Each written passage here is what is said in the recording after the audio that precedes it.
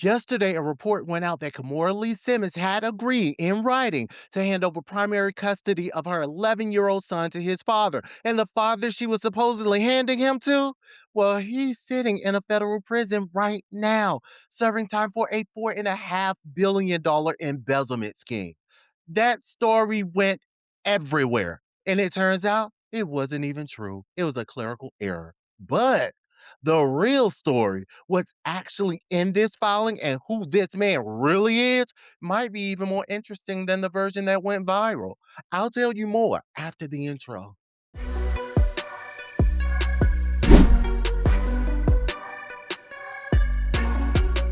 Now, before we get into the correction itself, you need to know who we're talking about today. Kimora Lee Simmons, supermodel before she was 20, built baby fat into one of the biggest fashion labels of the 2000s. She was married to Russell Simmons, Def Jam co-founder, from 1998 to 2009. They share two daughters, Ming and Aoki. So, with that being said, Kimora's history with custody disputes isn't new. Her split from Russell back in 2009 came with its own drawn out custody arrangement over their daughters. And that dynamic has continued showing up in the press over the years since, including Russell publicly disputing how much credit Kimora gets for building her own career. So, this isn't her first time navigating a high profile custody situation in public. That context matters because it means whatever she does here, she's doing with a lot more experience than most people going through a divorce for the first time. Now, this is her second marriage to Tim Leissner, a former Goldman Sachs banker. She married him in 2014. Together, they have an 11-year-old son, Wolf. Now, here's what you need to know about Tim himself, because it matters for everything that follows. In 2018, he pled guilty to charges connected to a 1MDB scandal, a scheme where roughly $4.5 billion was embezzled from a Malaysian government development fund. He signed his divorce papers on February 4th of this year, 2 days before surrendering to a federal prison in Pennsylvania to begin serving his sentence. He is currently still incarcerated. Now, this isn't even the first time Tim's honesty has been in question in his own marriage. He's previously admitted on the record to faking, okay, his own divorce documents so he could legally marry Kimora while he was technically still married to his first wife, Judy Chan. So, with that being said, that's who we're dealing with, a convicted financial criminal currently behind bars with a documented history of forging his own legal paperwork. Keep that in mind as we continue through the filing. Tim filed for divorce back in April, citing irreconcilable differences. In his petition, he requested joint legal and physical custody of Wolf, and he also asked for spousal support from Kimora. Plus, he asked the court to terminate her ability to ever collect alimony from him. Then, this week, Kimora filed her own official response. And the initial report, the one that went viral, the one everybody ran with, including major outlets, said that Kimora's response checked the box agreeing that Tim should get primary legal and physical custody of Wolf, not joint, primary, to a man currently sitting in federal prison. Now, if that were true, it would be one of the most confusing custody decisions we've ever covered on this channel. And that's exactly why it spread as fast as it did. It didn't make sense. And things that don't make sense get shared.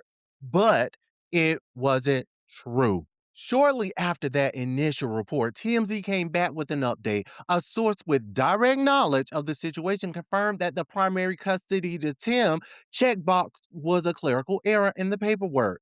Kimora has had full custody of Wolf this entire time, since they separated years ago, and nothing about that is changing. There is no custody swap. There was never a custody swap. It was a mistake on a form.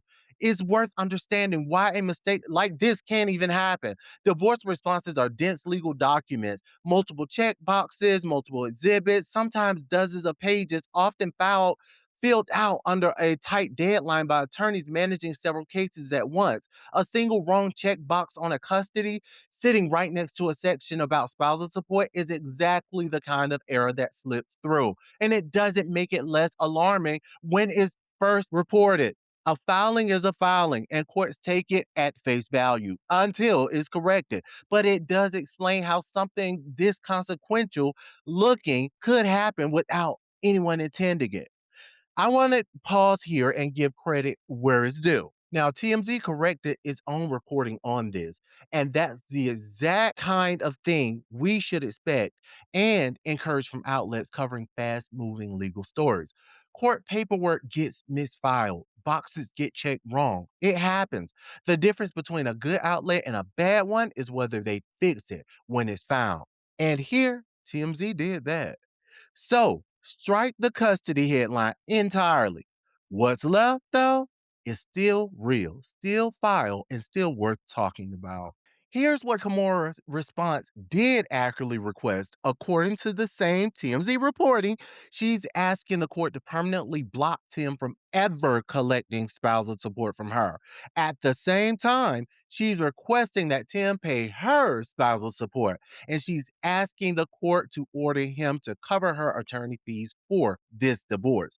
So, take away the false custody headline, and what you actually have is a financial fight. One spouse trying to lock down protection from ever paying the other while securing support and legal costs for herself against a spouse who is currently incarcerated for financial crimes and has a track record of dishonesty on his own legal documents. That's not nothing. That's actually a pretty telling filing on its own, even without the custody detail that got everyone's attention in the first place. It just needed the correction to get to the real story underneath the headline. Now, zoom out for a second because there's a bigger pattern here that goes beyond just this one filing. High net worth divorces increasingly come packaged with custody and money negotiated together, not separately. And when one side is dealing with someone who's incarcerated or has a documented history of dishonesty on legal paperwork, the financial terms often become the real battleground because the custody question is already effectively settled by circumstance. Tim being in federal prison until late 2027 means the custody question was never really in serious dispute here to begin with. Kimora has had Wolf this whole time, and nothing was realistically changing that, which makes the viral custody headline even more telling in hindsight. It was never really the live issue, the money always was. And honestly, stories like this are a good reminder of why protecting yourself financially on paper and writing before things fall apart matters so much. Which will bring me to something I want to share with you. Hey, you. Are you looking to generate a new stream of income? I mean, I'm sure we could all use this, especially in today's economy. Well, let me tell you about something I personally use that generates me a legit side income that doesn't typically take long and is very easy, usually from the comforts of your own home. And we all like easy, legit money. Well, it's called Pay for Your Say. Companies pay you for your opinion before they launch products, make decisions, or go to trial. Focus groups, mock trials, one on one interviews, product testing, all from your phone or laptop on your schedule. One time investment of $225. Klarna and Afterpay are available. They also have many course options. My affiliate link is in the description along with an income calculator.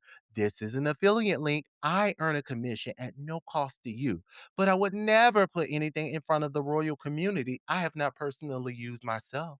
And if you would like to support this channel as well as you want to protect yourself, like Kimora obviously should have, in love and money, my ebook, Prenups, Postnups, and Power Moves is linked in the description. Grab your copy for a special limited low price of $9.99.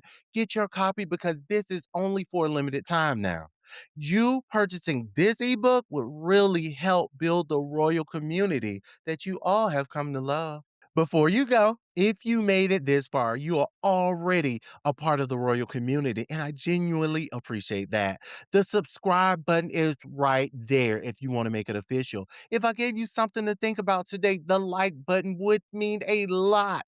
And the comments, I read every single one. So drop yours because I honestly want to know what you think about this custody correction and what's really going on with Kimora and Tim. Until next time, stay crowned royals. I'll see y'all in the next video. Bye.